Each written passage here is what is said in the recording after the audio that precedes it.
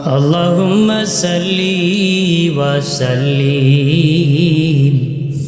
اللهم صل وسلم وآله وصحبه ومعه أجمعين اللهم صل وسلم বেলা যেদিন শেষ হইবে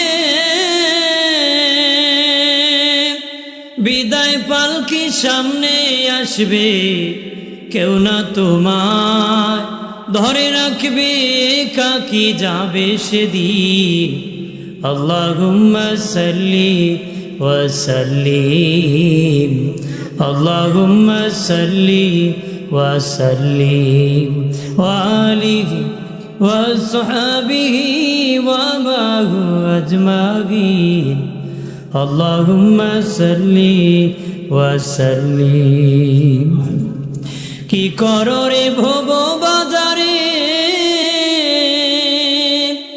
হিসাব চলছে মৃত্যুমারি দ্বারে যোগ করো না মন থাকতে বাজারের দিন আল্লাহুম্মা সাল্লি ওয়া সাল্লিম আল্লাহুম্মা সাল্লি ওয়া সাল্লিম ওয়া আলিহি ওয়া সাহবিহি ওয়া মাহু আজমাইন আল্লাহুম্মা সাল্লি ওয়া সাল্লিম। মাদ্রাসার স্মরণে আজকে 26তম বাৎসরিক মাহফিল। মাদ্রাসা যতদিন থাকবে ততদিন কিয়ামত হবে না। ততদিন কি কিয়ামতের আগে সব শিক্ষা থাকবে, কিন্তু মাদ্রাসা শিক্ষা বন্ধ হয়ে যাবে। মাদ্রাসা শিক্ষা কি বন্ধ হয়ে যাবে, দিন শিখবে না, দিন মানবে না। ইব্রাহিম আলাইহিস সালাম কাবা ঘর নির্মাণের পরে কিছু পাথর বাকি ছিল। আল্লাহ বলেন দুভাগ করো, এক ভাগে আল্লাহর নাম লেখো, আরেক ভাগে আমার হাবিব মুহাম্মদুর রাসূলুল্লাহর নাম লেখো। সুবহানাল্লাহ। আল্লাহ বলেন ইব্রাহিম সেই পাথরগুলা জমিনে নিক্ষেপ করো। উনি নিক্ষেপ করেছেন। আল্লাহ বলেন আমার নামে যত জায়গায় এই পাথর পড়বে ততটা মসজিদ পৃথিবীতে হবে। আমার হাবিবের নামে মোহাম্মদ নামের পাথর যত জায়গায় পড়বে তত জায়গায় আমার বন্ধুর মাদ্রাসা হবে। সুবহানাল্লাহ। তাহলে লাভ না লস? জোরে লাভ। ছাত্ররা প্রতিদিন কোরআন তেলাওয়াত করে, বাবাজি রহমতের বাতাস চতুর্দিকে রহমত ছড়ায় দেয়। চতুর্দিকে মুসলমানের ঘরে মারামারি, মুসলমানের ঘরে কাটাকাটি, স্বামী স্ত্রী ঝগড়া, বাবা ছেলে ঝগড়া, অতিবৃষ্টি অনাবৃষ্টি শিলাবৃষ্টি, মারামারি চুরি ডাকাতি। বাবা আল্লাহর কসম কে বলি, যদি কোরআন তেলাওয়াত করতে পারো আযাব গজব সব দূর হয়ে যাবে। আযাব গজব কি দূর হয়ে যাবে। তেলাওয়াত করে না, নাটক দেখি, সিনেমা দেখি, কথা খানা, ডিস না থাকলে তো মাথা গরম। আয় রে গরম রে।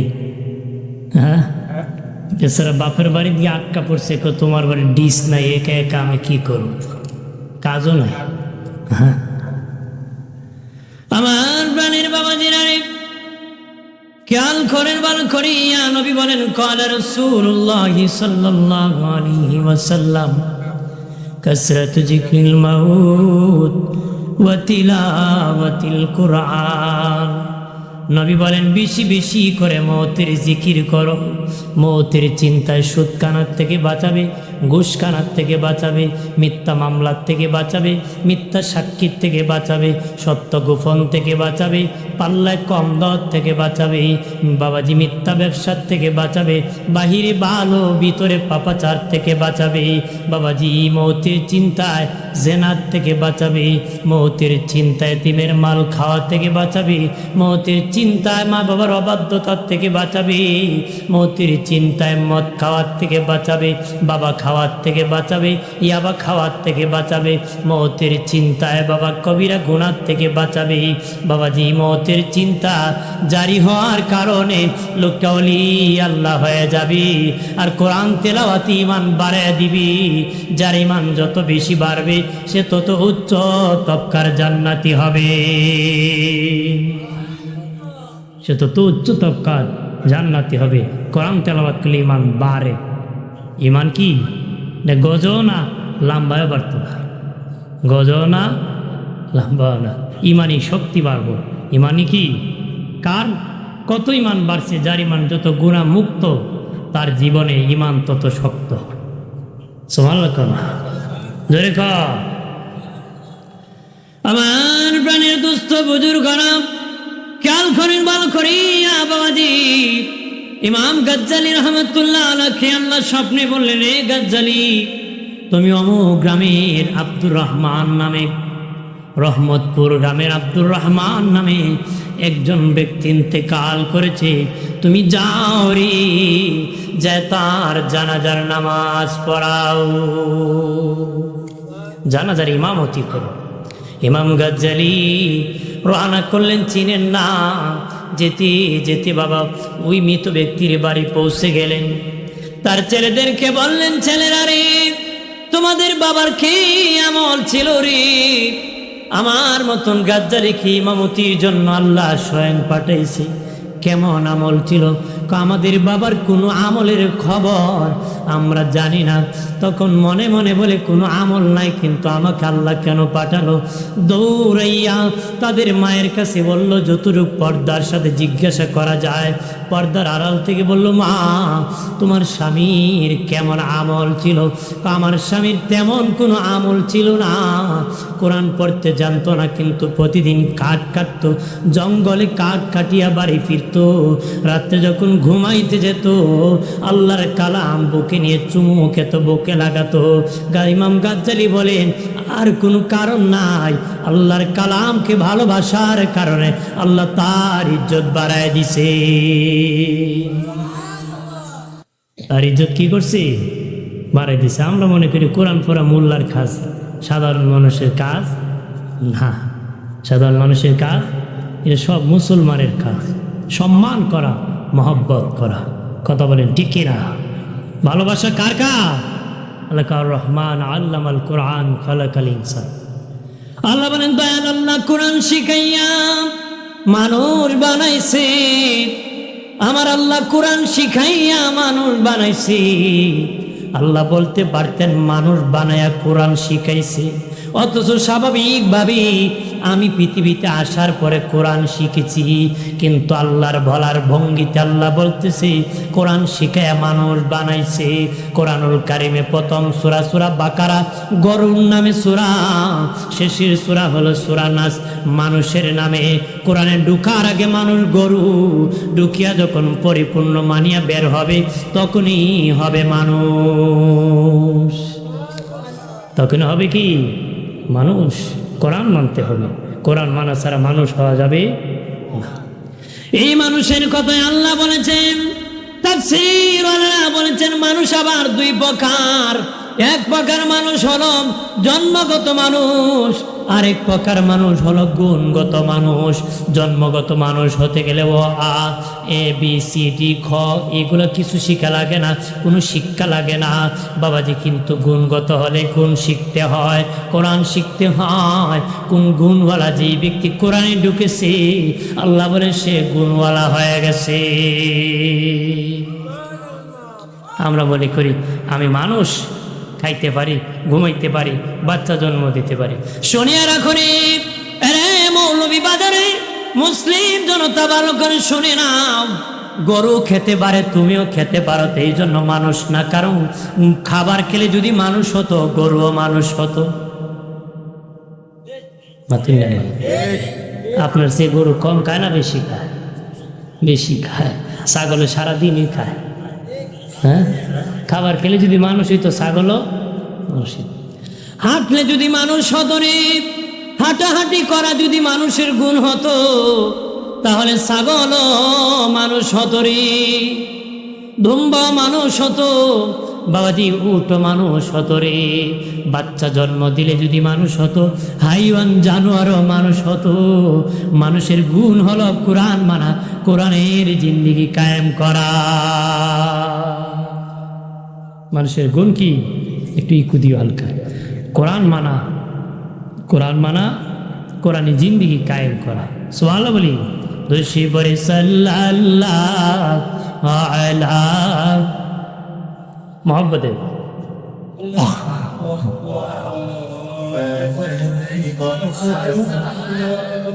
সাল্লাল্লাহু আলা মুহাম্মদ সাল্লাল্লাহু। চাচা হয়ে আবু লাহাব নবীর কালেমা পড়ে নাই, দুজাহানের বাদশা নবী আবু জাহেল মানে নাই। সাল্লাল্লাহু, জোরে মোহাম্মদে সাল্লাল্লাহু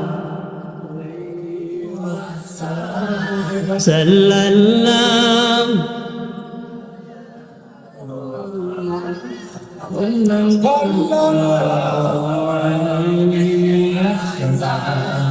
আমার প্রাণের দুস্থ বুজুর্গরা খেয়াল করেন ভালো করিয়া, ও বাবাজি, কোরআন শিখলে কত সম্মান। আপনারা এখানে বসেছেন কোরআন শিখার জন্য, বোঝার জন্য, ঠিক না? আপনাদের দাম কত জাননি? আপনাদেরকে আমার আল্লাহ বাড়ি থেকে যখন বের হয়েছেন, হিজরতের সব দান করে দিয়েছে। বাড়ি যাওয়ার আগে যদি মরণ হয়ে যায়, শহীদের মর্যাদা দেওয়া হবে গো। বাড়ি থেকে যত দূর মৃত্যুবরণ করবেন, ততটুকু তো আপনার কবর প্রশস্ত করে দেওয়া হবে। এটা কোরআনের বরকত। এটা কির বরকত? কোরআনের বরকত। কোরআনের দাম কম না বেশি? জোরে কর, অনেক বেশি। আমার প্রাণের বাবাজি খেয়াল করেন ভালোভাবে, বাবা খেয়াল করো রে। কোরআন যারা শিখে, নবী বলেন তাদের জন্য তামাম সৃষ্টি দোয়া করে রে। গাছে দোয়া করে, জমিন দোয়া করে রে, পানি দোয়া করে, এমনকি সমুদ্রের পানির নিচে মাছ পর্যন্ত তাদের জন্য দোয়া করে। আর কয়, তোদের জন্যই আমরা বেঁচে আছি, তোরা যেদিন থাকবে না আমরাও সেদিন থাকবো না রে, আমরাও সেদিন থাকবো না। দোয়া করে। আপনারা দেখবেন ব্যাককল ছিল, মাদ্রাসায় ভর্তি করতে সালাক হয়ে গেছে, কথা খানা। মানে ছেলে তিনটা, একটা ছাপা ডাক উকিল বানাইবো, আর একটা মেধা শক্ত ডাক্তার বানাবো, আর একটা বাপের নাম কইতে পারে না, মোল্লা বানাইব। আছে কি না? বাবার নাম কইতে পারে না, কইটা আল্লাহ আল্লাহ করে খাটাই দিবে। কিন্তু এইটা মাদ্রাসাকে উষ্টা খায়া এমন সালাক হচ্ছে, দুইটার থেকে আর বড় কাজও লাগছে। কোনটা কি? মুমিন মুসলমান ভালোভাবে শুনে না, তোমার ছেলে একজন ডাক্তার, আর একজন বাবা উকিল, আরেকজন হল মাওলানা। মৃত্যুর সময় যখন হবে, ডাক্তার সাহেব কিছু স্যালাইন নিয়ে আসবে, ওষুধ নিয়ে আসবে। এই স্যালাইন কোনো কাজে আসবে না। উকিল সাহেব ইনকাম করে কিছু ফল নিয়ে আসতে পারে, এই ফল তোমার কোনো কাজে আসবে না। কিন্তু হাফিজুল কোরআন, কারিউল কোরআন, তোমার যে ব্যাককল ছেলেটা কোরআন শিখেছিল, তোমার মৃত্যু ব্যক্তি তোমার পাশে বসে যখন সূরা ইয়াসিন তেলাওয়াত করবে, নবীজি বলেন ওই ব্যক্তির মৃত্যু সহজ হয়ে যাবে।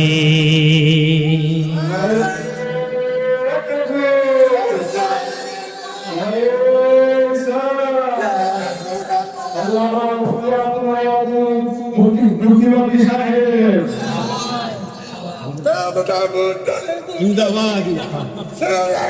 হাজিরিন, তাহলে মৃত্যুর সময় এই কোরআন তোমার বড় উপকারে আসবে। কথা বলেন ঠিক কিনা? জোরে বলেন। অনেকে আছে বাপেকেও মাদ্রাসা পড়ে তো বউ কয় না, বউকেও পড়াই তো বাপে কয় না, মায়কেও পড়াবে সে বাবাই কয় না। তর্ক লাগে না? হ্যাঁ, এক জায়গায় মায়ে কয় মাদ্রাসায় পড়াইবো, বাপে কয় না পড়াইতাম না। তো শেষে মায়ে তার বিবির চাপে পড়ে মাদ্রাসায় ছেলের ভর্তি করছে। তো ছেলে আলেম হয়ে চিঠি লিখছে বাবার কাছে, বাবা আমার রেল স্টেশন থেকে এগিয়ে নিবে। অনেকে বলে না মোল্লারা উল্টা কয়, কথা হয় না, মোল্লারা উল্টা কয় না, আপনারা বুঝেন না এই জন্য কোন উল্টা কয়, বুঝেন কই আমি। তে বেচারা গেছে স্টেশন থেকে ছেলেরে এগিয়ে আনবে। তে বুড়া মানুষ তো বাবা, বাবা ধরছে প্রস্রাবে। বলেন প্রস্রাবে ধরলে বৃদ্ধ মানুষ বেশিক্ষণ ধরে রাখতে পারে? রাখতে পারে? রাখতে পারে না। তে বাবা কি করছে? প্রস্তাব করতে বসতে তো বসছে পশ্চিম দিকে বসছে। আপনার কোন পশ্চিম দিকে বসা হারাম না? জায়েজ নেই? জায়েজ না। যতটুকু কাছে যাওয়া যায় এতটুকু কাছে গিয়ে বলতেছে বাবা এদিকে তো প্রস্রাব করা জায়েজ না, অন্যদিকে ঘুরেন। বাঙালি ঘুরলে আবার বালা করে ঘুরে। আমরা আসিল পশ্চিম দিকে, ওখানে পূব দিকে দিচ্ছি। ক্যাবলা পিস দিয়ে প্রস্রাব করা জায়েজ না। বলতেছে বাবা এইদিকেও জায়েজ না, অন্যদিকে ঘুরেন। আমরা ঘুরছে দক্ষিণ দিকে। দক্ষিণ দিকে শুরু হয়েছে বাতাস, বাতাসের দিকেও জায়েজ না। বাবা এইদিকে জায়েজ ছিল, আপাতত না জায়েজ, অন্যদিকে ঘুরে। বুড়া মানুষ উত্তর দিকে ঘুরতে ঘুরতে শেষ। প্রস্রাব কি হয়েছে? মেজাজ গরম করছে, রাগ হয়ে খুব দ্রুত বাড়ি চলে গেছে।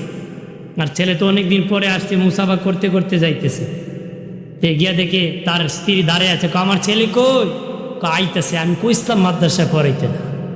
ফরাই সত্যই আমার একবারের মুত চারদিকে ঘুরে মুতাইছে। তোরও মুতাইব একবারের মুত 40 দিকে ঘুরে। আপনার এখন ছেলে কি উল্টা কইছিল না বাইলে কইছে? ছেলে ঠিকই কইছিল, বাবা না বুঝার কারণে মেজাজ গরম করছে। কথা বলেন না। আমার প্রাণের বাবা নিরানি খেয়াল করেন ভালো করে। অপ্রাণের বাবাজি কবরের সাথী বানাবা, কোরআনকে সঙ্গ বানায় নাও। কোরআন এমন কোরআন, কবরে যাবি জিজ্ঞেস করবেন তুমি কে? বলবে আমি কোরআন। কতদিন থাকবা? জান্নাতে পৌঁছানো আগ পর্যন্ত তোমার সঙ্গে আছি। জান্নাতে পৌঁছায়, জান্নাতে কি পৌঁছায়। মুমিন, এই জন্য ইমাম গাজ্জালী রহমাতুল্লাহ আলাইহি বলেন লুকিং গ্লাস অর্থাৎ আয়নার দিকে তাকাও, সুন্দর চেহারা দেখার জন্য তাকায় না। তাকায় দেখো কালো চুল তোমার সাদা হয়ে গেছে, কালো দাড়ি সাদা হয়ে গেছে, চেহারার মধ্যে লবণতা এসে গেছে। তাল গাছে তাল পাকলে গাছে থাকে না, জোনা নাইকেল গাছে থাকে না, পাকনা আম গাছে থাকে না। বান্দা তোর পাকা ধরেছে, দুনিয়া তাকার জাগা না রে। দুনিয়া কি তাকার জাগা? ভাইরা আমার খেয়াল করেন ভালোভাবে। ও মুসলিম জনতা, নবী হযরত দাউদ আলাইহিস সালাম বিনায়া বিনায়া চোখের পানি ছেড়ে ছেড়ে কান্না করতেছে। বিনায়া বিনায়া চোখের পানি ছেড়ে কান্না করতেছে। ওনার ছেলে সুলাইমান নবী ডেকে বলে বাবা কি জন্য গো কান্না করতেছে? বাবা আমার কয়েকটা প্রশ্ন উদিত হয়েছে, এই জন্য আমি কান্না করতেছি। বাবা বলেন গো কি প্রশ্ন আপনার উদিত হয়েছে? এক নম্বর বলো বাবা, এই দুনিয়ার দামি কোন জিনিস? ওই দুনিয়ায় কম দামি কোন জিনিস? এই দুনিয়ায় কাছে কোন জিনিস? ওই দুনিয়ায় দূরে কোন জিনিস? যোগ্য সন্তান যোগ্যতা সম্পূর্ণ উত্তর দিতেছে। ডেকে বলে ও বাবা এই দুনিয়ায় আমি উত্তর দিতেছি যেটা দামি এটি আবার কম দামি, যেটা দামি এটা আবার কম দামি, যেটা কাছে এটা আবার দূরে। বাবা এটা আবার কি? মানুষ হলো দামি, মানুষের চেয়ে দামি আর কিছু নাই। ওই মানুষটা যখন মরে যায় তার চেয়ে আর কোনো কম দামি নাই। তার চেয়ে আর কোনো কম দামি আছে নাকি? আর যার কম দামি নাই রে, প্যারালাইসিস হয়ে বিছানায় বাবা শুয়ে আছে, ছেলে আমেরিকা থেকে খাবার পাঠাইতেছে পার্সেল করে, বাবা পাঠাইতেছে, বাবার জন্য কত কিছু পাঠাইতেছে। ওই বাবা যেদিন মরে যাবে গো, আর বলবে না ঘরে রাখুরে, তাড়াতাড়ি মাইকে বলা হবে, রাত্রে মারা গেলে ভয় করে সন্তানেরা রাত কেমনে পোহাবে গো।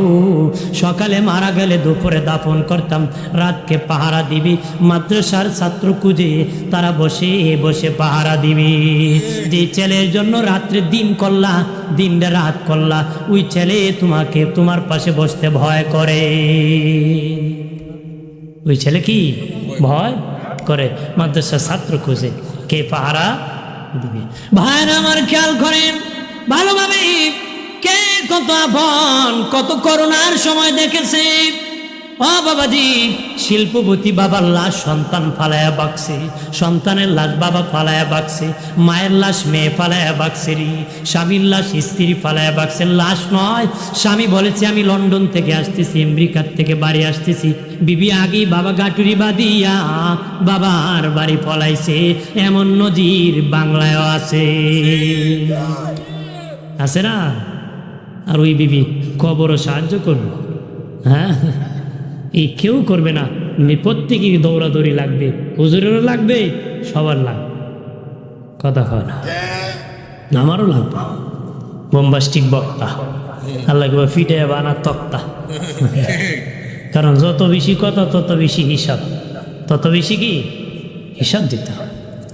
ভাইরা আমার খেয়াল করেন ভালোভাবে, ও প্রাণের বাবাজি, এই জন্য নবী সুলাইমান আলাইহিস সালাম বলে, বাবা এই দুনিয়ায় দামি হলো মানুষ, ওই মানুষ আবার কম দামি যখন মরে যায়, এই মানুষটা আবার কম দামি। সবচেয়ে বড় বোঝা হলো লাশ, লাশ হলো বোঝা বাবা, লাশটা হলো বোঝা। এরপরে কই যেটা কাছে এটা আবার দূরে, বাড়ির পাশে কবর খুব কাছে, এত দূরে চলে গেল কোনোদিন দেখা হয় নাই। কোনোদিন দেখা হয়েছে? হ্যাঁ, টেলিফোন হয়েছে নাকি? হয়েছে না? আমি আবার আপনারা কেউ আবার হয়ে গেছে নাকি? হয়েছে না তো? ভাইরা আমার খেয়াল করেন, ও বাবাজি, কবরে ঘর, একা একা থাকতে হবে রে, কবরে একা থাকতে হবে, কবর হলো একা ঘর। কবর চাপা মারবে, ডান দিকের হাড় বাম দিকে যাবে, বাম দিকের হাড় ডান দিকে যাবে। আল্লাহর ওলি কো চাপ মারবে, বেঈমান কো চাপ মারবে, ফাসিক কো চাপ মারবে, গুনাহগার কো চাপ মারবে। আল্লাহর ওলি কবর গেলে দুই পাশের মাটি চাপ কেমনে মারবে? বন্ধুর সাথে দেখা হলে সিনার সাথে সিনা লাগাইয়া চাপ দিয়া ধরে। আল্লাহর ওলি কবরে গেলে গো দুই পাশের মাটি ভালোবেসে চাপ দিয়া ধরবে। আর গুনাহগার ইমানদারকে চাপ দিবে, কি পরিমাণ চাপ দিবে? যে পরিমাণ চাপ দিলে জীবনের গুনাহ ক্ষমা হয়ে যাবে, ওই পরিমাণ চাপ দিবে। নবী বলেন, আমার এক প্রকার উম্মত জাহান্নামী হয়ে কবরে ঢুকবে, হাসরের দিন জান্নাতি হয়ে উঠবে। হাসরের দিন জান্নাতি উঠবে তারা কারা? যারা গুনাহ নিয়ে কবরে গিয়েছে, নেক আওলাদ রাখছে, মসজিদ বানাইছে, মাদ্রাসা বানাইছে, বাবার জন্য সদকে জারিয়া করেছে। কবরে সব পচতে পচতে পচতে কিয়ামতের দিন তার নেকি বেশি হয়ে যাবে, গুনাহ কমে যাবে, জান্নাতি হয়ে উঠে যাবে। আর কবরের মাটির চাপে গুনাহ ক্ষমা হয়ে যাবে।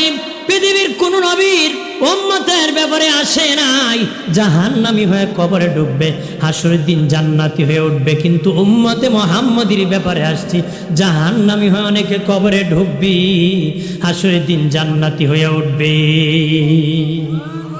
জোরে কোন না সুবহানাল্লাহ। আমরা গুনাহ নিয়ে যাইমু না গুনাহ পরিষ্কার করে যাবো? কবরের চাপ শুইতে পারবা?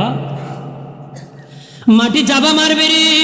প্রথম দিন মায়ের যে দুধ পান করেছিল রে, ওই দুধ পর্যন্ত বাহির হয়ে যাবে, এমন চাপা মারবে। আমার দেশের নাস্তিকরা বলে কবরে আযাব বলতে কিছু নাই, হাসর বলতে কিছু নাই, মিজান বলতে কিছু নাই, জান্নাত বলতে কিছু নাই, জাহান্নাম বলতে কিছু নাই, শেষে কো আল্লাহ বলতে নাকি কিছু নাই। ওরা কয় মহাশূন্যে নাকি একটা গ্রহ ছিল, হঠাৎ করে বিস্ফোরণ হয়ে গেছে, হয়ে নাকি পৃথিবী হয়ে গেছে। নাউজুবিল্লাহ কর না ধরে ক।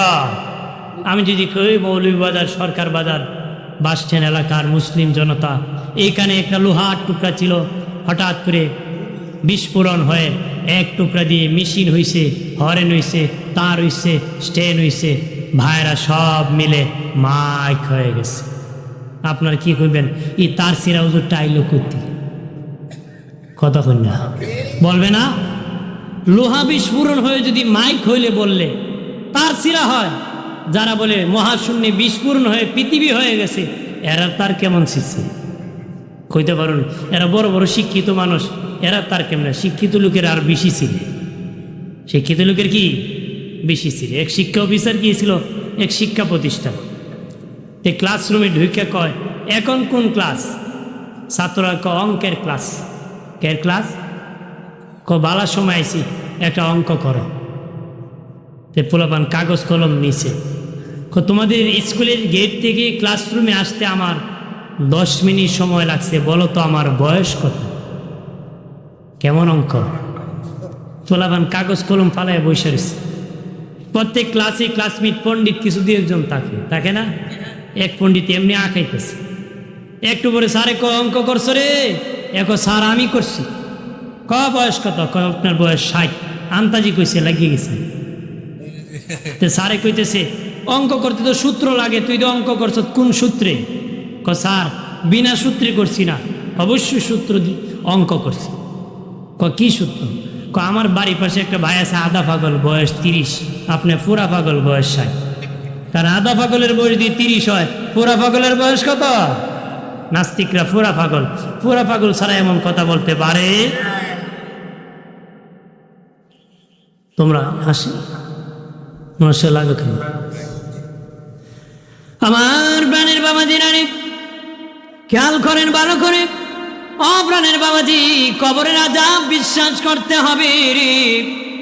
কবর, সবাই কবরে যেতে হবে রে।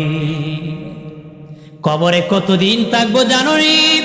সর্বশেষ যে লোকের রুহু কবজ করা হবে রে, যার পরে কোনো মানুষ নাই, ওই লোকটা কবরে 40,000 বছর ঘুমাইতে হবে। সর্বশেষ যার রুহু কবজ করা হবে সেও 40,000 বছর মাটির নিচে ঘুমাতে হবে। ভাইরা আমার খেয়াল করেন ভালো করে, ও বাবাজি খেয়াল করেন ভালো করে রে। আমার দেশে মানুষ কবরকে সম্মান করে না, কবরের উপর গরু বাঁধে, কবরের উপর গোবর ফেলে দেয়, কবরের উপর দিয়ে হাঁটিয়া যায়। বাবা মানুষ মরে গেলে মানুষ সম্মানার্থে কবর দেওয়া হয়, অন্য প্রাণী মরলে বাবাজি মানুষ পায়ের নিচে রাখি, বাবাজি বিভিন্ন খালে বিলে ফেলে দেয়, ডাস্টবিনে ফেলে দেয়, ঠিক। কিন্তু মানুষ মারা গেলে দাফন করা হয়, এটা মানুষের ইজ্জত, মানুষের সম্মান। এই জন্য একজন হিন্দু মহিলা মুসলমানের কবর দেখে কালেমা পড়ে মুসলমান হয়ে গেছে। ওই মহিলা কয় আমার বাপ মরছে আগুন লাগাই দিছে, উলঙ্গ হয়ে গেছে, আমার মা মরছে আগুন লাগাই দিছে, উলঙ্গ হয়ে গেছে, মানুষ দেখছে জ্বালাই দিছে। মুসলমান মরলে কত ইজ্জত, কত উপর কাপড় টাঙ্গায় গোসল দিতেছে, আস্তে আস্তে কবরে নামাইতেছে, খাটিয়ে দিয়ে মাটি দিতেছে। সুবহানাল্লাহ কন্যা ভাইয়ের আমার খেয়াল করেন, ও বাবাজি এই জন্য বেশি বেশি করে কবর জিয়ারত করবারে, আর কবরের হেফাজত করবাম, কবরের হেফাজত করবারে। তুমি যদি তোমার বাবার কবরের হেফাজত না করো, তোমার ছেলে করবে না। তোমার বাবা আগে কবরবাসী, তুমি পরে কবরবাসী। আমরা এখানে যারা আছি সবাই একদিন হয়ে যাব কবরবাসী। কবরস্থানে দাঁড়ায় বলিও কবরবাসী রাম, তোমরা আমাদের আগে কবরবাসী, আমরা তোমাদের পরে কবরবাসী। মূলত সবাই একদিন হয়ে যাব কবরবাসী। কবরের মাটির নিচে চলে যাব, মাটি চাপা মারবে। আল্লাহর কসম কে বলি, ওই মাটিও একজনের গোলাম, তিনি হলেন আমার আল্লাহ। তুমি আমি যদি আল্লাহর গোলাম হতে পারি, মাটির বাবারও ক্ষমতা নাই তোমাকে আমাকে চাপা মারবে। আল্লাহর গোলাম হতে হবে, না মানুষের চামচামি করবে। কার গোলাম হবে? স্যামসার ট্যামসার কোনো সময় চেয়ার টেয়ার নাই, কথা হয় না। হ্যাঁ গোলামি করবো কা? টাকাওয়ালার টাকা যত বাড়ে দুশ্মন তত বাড়ে, টাকাওয়ালার টাকা যত বাড়ে দুশ্মন তত বাড়ে, আল্লাহওয়ালার বুজুর্গি এলেমওয়ালার এলেম যত বাড়ে বন্ধু তত বাড়ে, এলেমওয়ালার এলেম যত বাড়ে বন্ধু তত বাড়ে, টাকাওয়ালার টাকা যত বাড়ে দুশ্মন তত বাড়ে। এই জন্য এলেমের দাম বেশি বাবা, এই জন্য আমরা এদিকে এগিয়ে যেতে হবে। এটি জান্নাতের রাস্তা, এটি জান্নাতের রাস্তা রে। দয়াল নবীজি বেশি বেশি করে কবর জিয়ারত করতে বলেছেন। রবিবার দিবাগত রাত্রি জিয়ারত করা সুন্নত, বৃহস্পতিবার দিবাগত রাত্রি জিয়ারত করা সুন্নত, জুমার দিন জিয়ারত করা সুন্নত, দুই ঈদের দিন জিয়ারত করা সুন্নত, লাইলাতুল বরাতে জিয়ারত করা সুন্নত, লাইলাতুল কদরে জিয়ারত করা সুন্নত, মাইয়েতের দাফনের পরে জিয়ারত করা সুন্নত।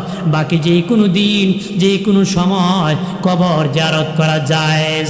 নবী বলেন বেশি বেশি করে কবর জিয়ারত করো, করলে তোদের জিন্দারও ফায়দা হবে, মুর্দারও ফায়দা হবে। বাবা যখন বাবার কবরের পাশে সন্তান যখন দুই হাত বাড়ায়া চোখের পানি ছেড়ে কাঁদবে, আমার আল্লাহ তার বাবারও মাফ করবে, ছেলেরও ক্ষমা করবে। সুবহানাল্লাহ কর না। বনি সালমা গোত্রের এক যুবক ছিলেন, নবীজির কাছে বলে, নবীজি ইয়া রাসূলুল্লাহ, মায়ের নবী, কত মানুষ মা বলে ডাকে গো, বাবা বলে ডাকে, আমার মা নাই বাপ নাই, আমি খেদমত করতে পারি না। অনেক বাবাজি আছে এক সময় টাকা ছিল না, মা বাবা ছিল, কথা বলেন ঠিক কিনা? আর এখন টাকার অভাব নাই রে, মা বাবা নাই। ওই বনি সালমা গোত্রের যুবক ছেলে ডেকে বলে, ও মায়ের নবীজি, কত মানুষ মা বলে ডাকে গো, বাবা বলে ডাকে, আমার মা নাই বাবা নাই, আমার কি মা বাবার খেদমত করার সুযোগ আছে নাকি? নবী বলেন 5টা খেদমত আছে। 1 নম্বর, তোমার মা বাবার জন্য বেশি বেশি করে তুমি দোয়া করো। আল্লাহ কোরআনে দোয়া শিখাই দিছে, রব্বির রহমহুমা কামা রব্বায়ানি সগীরা। নবী বলেন বেশি বেশি করে মা বাবার জন্য দোয়া করবা, আল্লাহ খুশি হইয়া তোমারও মাফ করব, তোমার মা বাবারও মাফ করব। 2 নম্বর খেদমত, নবী বলেন তোমার মা বাবার গুনাহ আল্লাহর কাছে মাফ চাও। আল্লাহকে বলো, ও মালিক, আমার মা বাবা আমাকে লালন পালন করতে কত গুনাহ কামাই করছে, ইনকাম করতে কত গুনাহ কামাই করছে, সীমানা ঠিক করতে বাবা কত গুনাহ কামাই করছে, রুজি রোজগার করতে কত গুনাহ কামাই করছে, আমার মা আমাকে লালন পালন করতে কত নামাজ কাজা করছে। আল্লাহ, আমার মা বাবা আমাদেরকে লালন পালন করতে কত গুনাহ কামাই করে কবরে গিয়েছে গো মালিক, আমার মা বাবাকে তুমি মাফ করে দাও। আল্লাহ বলেন তুমি যদি তোমার মা বাবার গুনাহ মাফ চাও, নবী বলেন, তাহলে আল্লাহ খুশি হইয়া মা বাবার খেদমতের সওয়াব দিয়ে দিবি। জোরে বলি। 3 নম্বর খেদমত, নবী বলেন তোমার মা বাবার ওসিয়ত থাকলে পূরণ করো, ঋণ থাকলে পরিশোধ করো, ওসিয়ত থাকলে পূরণ করো, ঋণ থাকলে পরিশোধ করো রে। যদি ঋণ পরিশোধ করো, ওসিয়ত পূরণ করো, খেদমতের সওয়াব পাবা, মাকে মাফ করবে, তোমাকেও আল্লাহ মাফ করে দিবি। তোমার বাবার ঋণটা দিয়ে আদায় করবা, এটার জন্য তোমার বাবা কবরে আযাবে আছি, তুমি ঋণ পরিশোধ করার কারণে মা বাবাকে আল্লাহ মাফ করবে। তুমি যে মা বাবাকে দয়া করেছো, আমার আল্লাহ তোমাকে মাফ করে দিবে। 4 নম্বর, নবী বলেন, রে আমার সাহাবী ভালোভাবে শুনে নাও, 4 নম্বর, মা বাবার রেখে যাওয়া আত্মীয়র সাথে ভালো সম্পর্ক রাখো। বোনের বাড়ি, ফুফির বাড়ি, খালার বাড়ি, নানার বাড়ি, মামার বাড়ি, এরকম রেখে যাওয়া আত্মীয়র সাথে বিচ্ছিন্ন করবা না, ভালো সম্পর্ক রাখো, ভালো সম্পর্ক রাখো, রাখলে মা বাবার সেবা করার সব পেয়ে যাবা। 5 নম্বর, নবীজি বলেন শুনে নাও, মা বাবার বন্ধু বান্ধবের সাথে ভালো আচরণ করো, ভালো ব্যবহার করো, খেদমতের সব পাওয়া যাবে। করেননি আপনারা? খবর আছে? জি, খবর আছে, খবর নাই। হ্যাঁ বেটা, এক দেশ খবর আর এক দেশ, ঠিক কিনা বলে? দোয়া আছে নাকি? আল্লাহ নবীর সাহাবী আবু জার গিফারি রাদিয়াল্লাহু তাআলা আনহু বলেন, নবীদের সাথে আমি আবু জার জান্নাতুল বাকি কবরস্থানে জিয়ারতে গিয়েছি নবীজির সাথে। উনি আবু জার, যে আবু জার গেফারি নবীর ভালোবাসার কারণে জীবনে একটা ঘর বানাইতে পারেন নাই, জীবনে একটা ঘর বানাইতে পারেন নাই। ওই আবু জার গেফারি রাদিয়াল্লাহু তাআলা আনহু নিজে একটা ঘর বানাইতে পারেন নাই, কালেমা পড়ে গিয়েছেন। 3 মাস পরে নবীর কাছে আসে, এখন নবীজি জমজম খুব সম্পর্কে আমি জানতে চাই গো নবীজি। নবী বলেন, হ্যাঁ বাবা আবু জার, বলো রে জমজম কূপ সম্পর্কে কি জানতে চাও? কোন নবীজি 3 মাস আগে কালেমা পড়ে মুসলিম হয়েছি, আমার পকেটে কুস্ত রুটি কিনে খাবো কোনো পয়সা নাই, মা বাবা বেঈমান বাড়ি যাই নাই, 3 মাস ধরে জমজমের পানি খেয়ে আছি গো নবী, আমার শরীরে এখনো কোনো হালাক হয় নাই। নবী বলেন আরো অনেক দিন খেতে পারবো বাবা আবু জার, শরীর হালাক হবে না। জমজম কূপের সাথে আমার আল্লাহর জান্নাতের সম্পর্ক আছে। আরো আসতে হল বাঙালি উল্টা, জোরে হলে আসতে হয়, আসতে হলে যদি হলে এইদিকে যাইতা না কোন দেখুন এইদিকে গীতা। হ্যাঁ অভ্যাস। ভাইরা আমার, বন্ধুরে আমার, খেয়াল করেন ভালো করে, অপ্রাণের বাবাজি খেয়াল করো ভালো করে বাবা। এই জন্য আবু যার গিফারি রাদিয়াল্লাহু তাআলা আনহু বলেন, জান্নাতুল বাকি কবরস্থানে জিয়ারতে গিয়েছি গভীর রজনীতে। নবীজি জান্নাতুল বাকির মধ্যে কান্না করতেছেন এইভাবে 2 হাত বাড়াইয়া, কানতে কানতে নবীর 2 হাত এত উপরে উঠাইছে, আমি আবু যার নবীর বগল মুবারক পর্যন্ত দেখতে পেয়েছি। আমি আবু যার গিফারি নবীজির বগল মুবারক পর্যন্ত দেখতে পেয়েছি।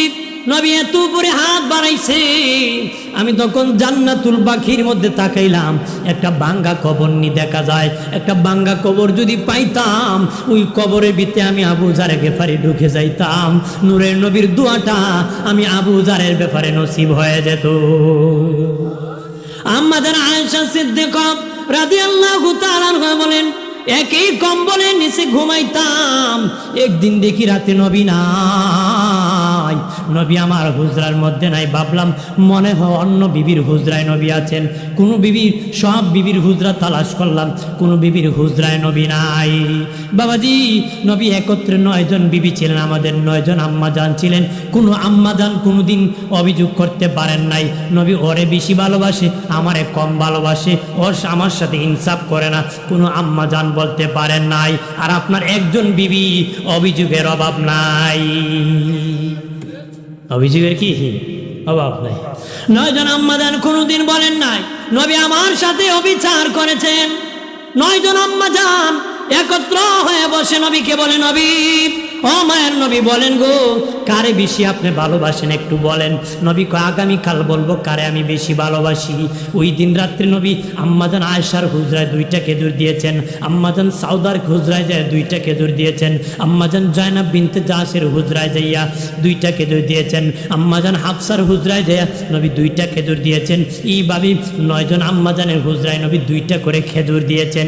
পরের দিন 9 জন বিবি নিয়ে নবীজি বসেছেন, আমাদের 9 জন আম্মাজানকে নিয়ে বসছেন। এবার আমাদের আম্মাজানগণ বলেন, ও নবীজি বলেন গো কারে বেশি ভালোবাসেন গো? নবী কয় গত রাত্রে যারে 2টা খেজুর দিছি তারে আমি রাসূলুল্লাহ বেশি ভালোবাসি। এমনি আম্মাজান আয়েশা কয় আমারে বেশি, আম্মাজান সাউদা কয় আমারে বেশি। 9 জন আম্মাজান খবর নিয়ে দেখে, 9 জন আম্মাজানি কয় আমারে বেশি, আমারে বেশি। তলে তলে খবর নিয়ে দেখে নবী 9 জনকে 2টা করে খেজুর দিছে। একজন আরেকজন মিলে কই দেখি খবর, নবীর নবী বুঝলাম না, সবাই 2টা করে খেজুর দিলেন। নবী কয় আমি সমানভাবে সবাই 2টা খেজুর দিয়েছি, আমি রাসূলুল্লাহ সমানভাবে তোমাদেরকে ভালোবাসি। নবীজি বললেন, আমার বিবিরা তোমাদেরকে আমি কিচ্ছা শোনাবো। আপনারা শোনাবেন বাবা, কিচ্ছা শোনাবেন। নবী আয়েশাকে নিয়ে দৌড় খেলতেন, দৌড়। আম্মাজান আয়েশা বয়স কম ছিলেন, বাবাজি আম্মাজানকে নিয়ে নবী দৌড় খেলতেন। একদিন অন্ধকার রাত্রে নবী বললেন আয়েশা চলো দৌড় দেই। নবীজি আর আয়েশা, মা আয়েশা দৌড় দিলেন, নবীজি আগে চলে গেলেন, আম্মাজান আয়েশা বেজার হয়ে গেলেন। নবী বলেন, হ্যাঁ আয়েশা কেন তুমি বেজার হলা? আম্মাজান আয়েশা বলে, নবীজি আমি পারি নাই গো, এই জন্য আমি বেজার হয়ে গেছি। নবীকে এবার আবার দৌড় দিব। নবী আস্তে আস্তে যায়, আম্মাজান আয়েশা আগে আগে দৌড়ে সামনে চলে গেছে। আম্মাজান আয়েশা কো নবী আমি জিতে গেছি। আমাদের আম্মা হেসে খুশি হয়ে গেছে। আপনি তো বেরিক তেমন ভাবে ধরেন জিদা আমি নিব, এরকম না, বুঝ দিতে হইব। নিষ্কুল আকল অর্ধেক, মহিলার আকল কি অর্ধেক। আপনি যদি আপনার আচরণ আরেকজন পুরুষের আচরণে তার সাথে করেন, সংসার টিকবে না। তার যেমন বুঝ তেমন আচরণ করতে হবে। কথা বলেন ঠিক কিনা? হ্যাঁ, অনেকে আছে বউরে এমন ফিটা দিয়ে হারি ওরা আষ্টবাস লাগে না। আপনার পিঠটা যদি মানুষ ভালো হইতো সব বেটার বউ ভালো হয়ে গেল, কথা হয় না, ভালো হইল না। এক বেটা বউরে ফিরতো, বউ বলে কইতো গোলামের ফুট। তো একদিন এমন পিঠা দিছে, মনে করেন মহিলার জ্ঞান ট্যান চলে গেছে, মানুষ কাঁদতেছে, মাইরা লাইছে রে। তো এক মহিলা দেখি ওই মহিলা দুইটা টুটলো রে, তো মনে এখন কলিমাটা পরবো আর মরবো, দেখি কি পরে। তো মহিলা টুটের সাথে ওই কান লাগায় দেখে ওই অবস্থায় মহিলা কয়, ও গোলামের ফুট। তাহলে ফিটটা কেউ ভালো হয়, ইসলাম হইয়া ফিসলে যাব, খাওয়াইতে হইব, শাসন করতে হইব। শুধু শাসনে হবে না, খাওয়াতে হবে, শুধু খাওয়ালে হবে না, শাসনও করতে হবে, আদবে লাঠি থাকতে হবে। তবে এক দায়রা কিছু হবে, এক দায়রা দেন না। ভাইয়ের আমার খেয়াল করেন, নবীজি বলেন, রে আমার বিবিরা তোমরা পিলারার মধ্যে হেলাম দাও। আম্মা জানগণ চতুর্দিকে তাকান, কোনো ফিলারা নাই। আম্মা জান আয়েশা বলতেছেন, তোমরা ফিলারা পাও না। উনি চালাক ছিলেন আম্মা জান। বলেন, নবী আমাদের ফিলারা, নবীর চতুর্দিকে তোমরা হেলাম দাও। নবী বসে আছেন তো, নবীকে তোমরা ফিলারে হেলাম দাও না। তো সব আম্মা জানরা কুজে ফিলারে তো আর পায় না। মা আয়েশা তো চালাক, বলতেছেন নবীতে আমাদের ফিলারা, নবীর চতুর্দিকে হেলাম দাও। নবী চতুর্দিকে হেলান দিয়ে আম্মা জান আয়েশা তাকে দেখতেছেন। তখন অন্য আম্মা জানকে বলতেছেন, আপনি বসবেন না? মা আয়েশা তাকে নবীর ওরাত মুবারক, কুল মুবারকে এখনো কেউ বসে নাই, এমনি উনি বসে গেলেন। নবীজি বলেন, রে আমার বিবিরা, তোদেরকে আমি কিচ্ছা শোনাবো। একজন লোক আছে যার 9 জন বিবি, একজন লোক আছে যার 9 জন বিবি, তারা কেউ ঝগড়া করে না, 9 জন মিলেমিশে চলে গো। তারা ঝগড়া ফাসাদ করে না, তাদের স্বামীরে বড় মহব্বত করে। অন্য আম্মা জান বলেন, নবীজি এটা কেমন কিচ্ছা আবার শুনাইতেছেন? আম্মা জান আয়েশাকে এটি আসল কিচ্ছা। নবী স্বামী হইয়া বিবির প্রশংসা করতেছে। সুবহানাল্লাহ। মা আয়েশা বলেন, আমি অন্ধকার রাত্রিতে আমার খুচরায় নবীকে না পাইয়া সব বিবির খুচরা খুঁজলাম, নবী নাই। ভাবলাম মাঝে মধ্যে নবী জান্নাতুল বাকি কবরস্থানে জিয়ারত করেন। আমি আস্তে আস্তে গেলাম, অন্ধকার রাত্রি যায় দেখি নবীজি 2 হাত বাড়াইয়া আল্লাহর কাছে কান্না করতেছেন, আল্লাহ কিয়ামতের দিন আমি রাসূলুল্লাহকে না জিজ্ঞেস করে আবার একটা উম্মতকে তুমি জাহান্নামে দিও না গো। নবী এইভাবে কান্না করতেছে, দোয়া করতে। মা আয়েশা বলেন, দোয়া যখন শেষ প্রান্তে চলে আসলো, আমি আয়েশা বুঝতে পারলাম দোয়া শেষ হলে নবী আর থাকবেন না, হুজরায় চলে আসবেন। আমি আগে আগে হাঁটিয়া আসিয়া হুজরায় শুয়ে কম্বল গায়ে দিয়ে শুয়ে থাকলাম। আমি বড় বড় শ্বাস ছাড়তেছি, নবী আসিয়া দেখে আমি শুয়ে আছি। নবী কয়, আয়েশা তুমি চমৎকার চালাকি ছিল রে, কিছুক্ষণ আগে আমার পাশনে জিয়ারত করেছ, আর এখন আমাকে বুঝাইতেছ তুমি ঘুমায় আছো। আম্মা জান আয়েশা কম্বল ফেলে দি মুস্কি হাসি দিয়ে, নবী আমি যে আপনার পাশনে জিয়ারত করেছি। কেমনে গো? আপনি দেখলেন অন্ধকার রাত্রিতে, আপনি কেমনে দেখলেন আমি যে জিয়ারত করেছি? নবীজি বলেন, আয়েশা রে, আয়েশা তুমি কি আমাকে অন্য নবীদের মতো মনে করছো নাকি? অন্য নবীরা দিনে দেখলে রাত্রে দেখতে পারতো না, সামনে দেখলে পিছনে দেখতো না, ডানে দেখলে বামে দেখতো না। আমি রাসূলুল্লাহ ফারাইতু মাশারিকাহা মাগারিবাহা, পৃথিবীর পূর্ব প্রান্ত থেকে পশ্চিম প্রান্তে যত কিছু ঘটে আমি রাসূলুল্লাহ রাত দিন 24 ঘন্টা দেখতে পাই। মা আয়েশা বলেন, নবীজি আমার নবী খুব কান্নাকাটি করে গো, জিয়ারত করেছেন, আল্লাহকে কোনো ভালো সংবাদ আপনারে জানাইছিনি? নবী কয়, আয়েশা আমার আল্লাহ 2টা ভালো সংবাদ আমাকে জানাইছে। 1 নম্বর ভালো সংবাদ, আল্লাহ আমার সাথে ওয়াদা করেছে কিয়ামতের দিন আমি রাসূলুল্লাহকে না জিজ্ঞেস করে আমার একটা উম্মতকে আল্লাহ জাহান্নামে দিবে না রে। আল্লাহ করবেন না। 2 নম্বর ওয়াদা, নবীজি বলে, রে আয়েশা 2 নম্বর ভালো সংবাদ, আমার মা বাবা মিল্লাত ইব্রাহিমের উপর ইন্তিকাল করেছিলেন, আমার ধর্ম আমার কালেমা পড়তে পারেন নাই। আমি যখন দোয়া করতেছি আমার মা বাবাকে আল্লাহ জিন্দা করেছে আর আমার কালেমা পড়াইছে, ডাবল ইমানদার বানাইছে, আমি রাসূলুল্লাহর উম্মত বানাইছে। আর কইছে নবী কুল, নবী আপনি আপনার মা বাবার জন্য দোয়া করুন, রব্বির রহমহুমা কামা রব্বায়ানি সগীরা। নবী আপনি আপনার মা বাবার জন্য দোয়া করুন, আপনি আপনার মা বাবার জন্য দোয়া করুন, আপনি আপনার মা বাবার জন্য দোয়া করুন। আমার দেশে অনেক বেঈমান আছে বলে আমার নবীর মা বাবা নাকি বেঈমান। যদি বেঈমান হতেন তাহলে আল্লাহ দোয়া শিখাইতেন না। আমার নবীর মা বাবা ইমানদার জান্নাতি। যেই মৌলবী বলে বেঈমান সে হলো ডাবল বেঈমান। কথা বলেন না? যে বলে নবীর মা বাবা বেঈমান সে হলো ডাবল বেঈমান। বাবা দিয়ে এমন মজলিসে জীবনে বসবা না রে, ইমান দিয়ে বাড়ি বেঈমান হয়ে যেতে হবে এমন পথভ্রষ্টের সাথে বসবা না রে, ইমান হারে ফেলবা বাবাজি। জানিয়ে রাখো আমার নবী দূরের কথা, পৃথিবীর কোনো নবী বেঈমানের ঘরে জন্মগ্রহণ করে নাই। আমার নবী দূরের কথা, পৃথিবীর কোনো নবী বেঈমানের ঘরে জন্মগ্রহণ করে নাই।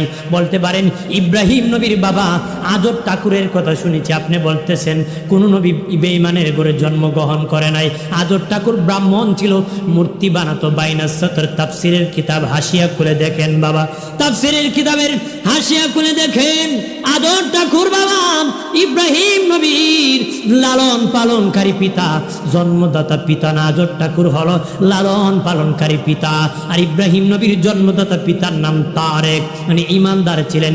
পৃথিবীর সব নবী ইমানদারের ঘরে আগমন করেছেন, আমার নবীও সেরা মুমিন জান্নাতীদের ঘরে আগমন করছে। সুবহানাল্লাহ বলি। এই জন্য বাবাজি নবীজি কবর জিয়ারত করেছেন, আমরা জিয়ারত করব রে।